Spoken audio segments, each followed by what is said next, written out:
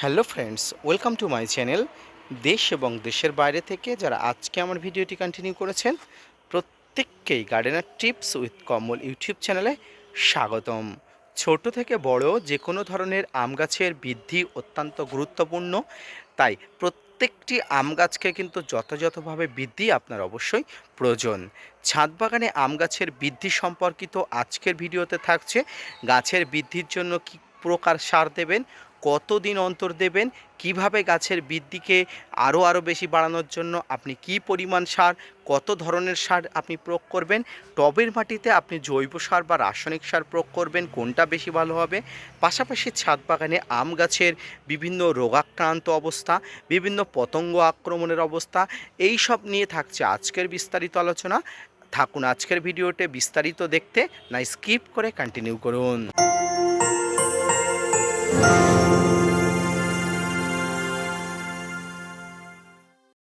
দর্শক, আম গাছের বৃদ্ধি করার জন্য আমরা কিন্তু পাগল হয়ে যাই, আর এই বৃদ্ধি হওয়ার জন্য দরকার উপযুক্ত পরিমাণ খাবার। উপযুক্ত পরিমাণ খাবার যদি টবের মাটিতে দেওয়া যায়, তাহলে আম গাছের বৃদ্ধি কিন্তু অত্যন্ত সুন্দরভাবে হয় এবং সেই বৃদ্ধিতে কিন্তু আপনি স্যাটিসফাইড হয়ে যাবেন। গাছের বৃদ্ধির জন্য দরকার প্রয়োজনীয় ম্যাক্রো এবং মাইক্রোনিউট্রিয়েন্ট। তাই এই ম্যাক্রো এবং মাইক্রোনিউট্রিয়েন্ট প্রদানকারী খাবার থাকে মূলত জৈব এবং রাসায়নিক সারের সংমিশ্রণে। এই জৈব এবং রাসায়নিক সারের সংমিশ্রণে আপনি ছাদ বাগানের আম গাছকে পরিচর্যা করতে পারেন, তাতে কিন্তু আপনি অবশ্যই লাভবান হবেন। এবং যে সমস্ত বারোমাসি আম গাছ আপনার ছাদ বাগানে আসে, সেই সমস্ত ছাদ বাগানের আম গাছগুলো ম্যাচুরিটি হওয়ার সঙ্গে সঙ্গে কিন্তু গাছে প্রচুর পরিমাণ ফলনও আসে। তো প্রথমেই আসি, টবের মাটিতে কি কি খাবার প্রয়োগ করবেন।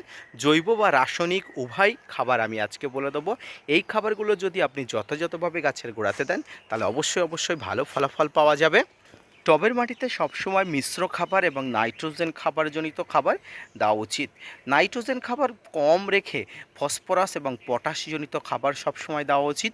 ছোট গাছগুলোতে অল্প পরিমাণ নাইট্রোজেন খাবার রেখে অবশ্যই ফসফরাস এবং পটাশজনিত খাবারের প্রোভাইড করা উচিত। টবের মাটিতে যে জৈব সার দেবেন, সেই জৈব সারের মধ্যে সবসময় নিম খোল, সর্ষের খোল এবং বাদাম খোল, এই তিন প্রকার সার যাতে না থাকে, এই তিন প্রকার সার বাদ দিয়ে আপনি অন্য যে সারগুলো আছে, অন্য যে মিশ্র খাবারগুলো আছে সেগুলো দেবেন। যেমন শিংকুচি, হাড় গুঁড়ো, আপনারা এই ধরনের খাবারগুলো অবশ্যই দেবেন। এই সর্ষের খোল, বাদাম খোল এবং নিম খোল কেন দেবেন না? সর্ষের খোল, বাদাম খোল এবং নিম খোল যদি টবের মাটিতে দেন, তাহলে এই তিনটি জিনিসে প্রচুর পরিমাণ নাইট্রোজেন থাকে। টবের মাটিতে নাইট্রোজেন বেড়ে যাওয়ার কারণে নাইট্রোজেন টক্সিসিটি হয়, এর জন্য টবের মাটির গাছের পাতা পুড়ে যেতে পারে। যেমন আমরা অতিরিক্ত খেলে আমাদের বদ হজম হয়, আমাদের বমি হয়, আমাদের পেট খারাপ করে, ঠিক তেমনি গাছ অতিরিক্ত নাইট্রোজেন জড়িত খাবার খেলে কিন্তু গাছের পাতা পুড়ে যায়, গাছের নানা ধরনের সমস্যা হতে পারে। তাই গাছে মাটিতে অতিরিক্ত নাইট্রোজেন ঘটিত খাবার না দিয়ে ফসফরাস এবং পটাশজনিত খাবারের যদি গুরুত্ব আপনি বাড়ান, তাহলে গাছ সুস্থ থাকবে, স্বাভাবিক থাকবে। ফসফরাস কী করে? ফসফরাস কিন্তু গাছের মাটিকে কিন্তু খুব ভালো রাখে এবং গাছের শিকড়কে কিন্তু মাটির গভীরে যেতে সাহায্য করে, মাটি থেকে খাবার তুলতে সাহায্য করে এবং পটাশ গাছকে শক্তিশালী করে। প্রত্যেকটি বৃন্ত, প্রত্যেকটি শাখা পোশাকা, ডাল সব কিছু কিন্তু শক্তিশালী করে তোলে এই পটাশ সার। তাই কিন্তু ফসফরাস এবং পটাশ সার আপনি প্রয়োগ করতে পারেন। ফসফরাস এবং পটাশ সারের মধ্যে আপনারা এসওপি এবং এমওপি, অর্থাৎ এসওপি বা এমওপি দুটোই প্রয়োগ করতে পারেন আপনারা পটাশ সারের উৎস হিসাবে। এবং আপনারা জৈবভাবে কলার খোসা, পেঁয়াজের খোসা, রসুনের খোসা, এগুলোও কিন্তু জলে ভিজিয়ে একদিন পরেও কিন্তু এই জলটা ব্যবহার করতে পারেন। এবং ফসফরাসের উদাহরণ হিসাবে আপনারা এসএসপি অর্থাৎ সিঙ্গেল সুপার ফসফেট প্রয়োগ করতে পারেন। সিঙ্গেল সুপার ফসফেট কিন্তু টবের মাটিতে অত্যন্ত চমকপ্রদাহ কাজ করে, তাই কিন্তু সিঙ্গেল সুপার ফসফেট টবের মাটিতে প্রয়োগ করতে পারেন। তবে প্রচণ্ড গ্রীষ্মে সিঙ্গেল সুপার ফসফেট প্রয়োগ করবেন না, কারণ সিঙ্গেল সুপার ফসফেট টবের মাটিকে খসখসে রাখে। তাই প্রচণ্ড গ্রীষ্মের সময় টবের মাটিকে খসখসে যাতে না থাকে, তার জন্য কিন্তু সিঙ্গেল সুপার ফসফেট প্রয়োগ করবেন না।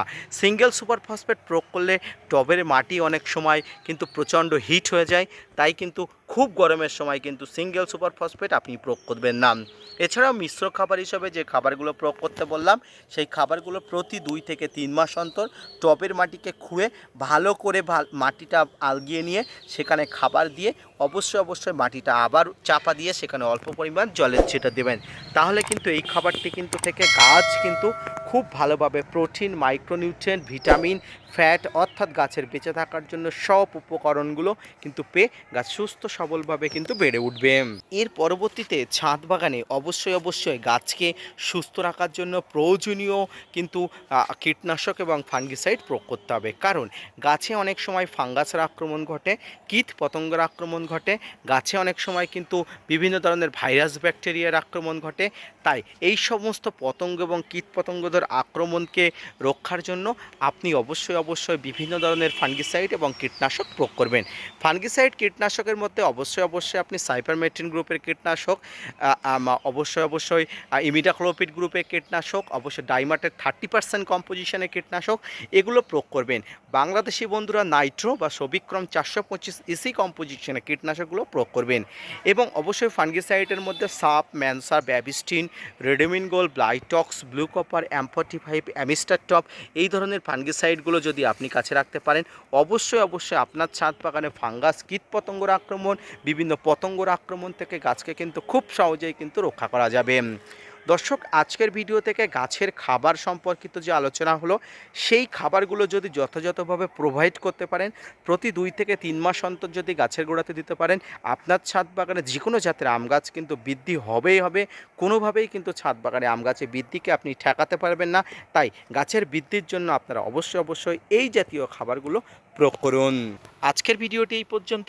ছাদ বাগানে আম গাছের বৃদ্ধিজনিত সমস্ত ধরনের খাবার সম্পর্কিত এবং গাছের পাতার উপরে সম্পর্কিত বিভিন্ন পোকামাকড়ের আক্রমণ সম্পর্কিত যে তথ্যটি আপনাদের সামনে প্রোভাইড করলাম।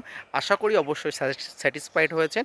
যদি স্যাটিসফাইড হন, gardener tips with Kamal YouTube চ্যানেলকে সাপোর্ট করবেন, ভিডিওটি শেয়ার করবেন এবং অবশ্যই চ্যানেলের সঙ্গে থাকবেন। ধন্যবাদ।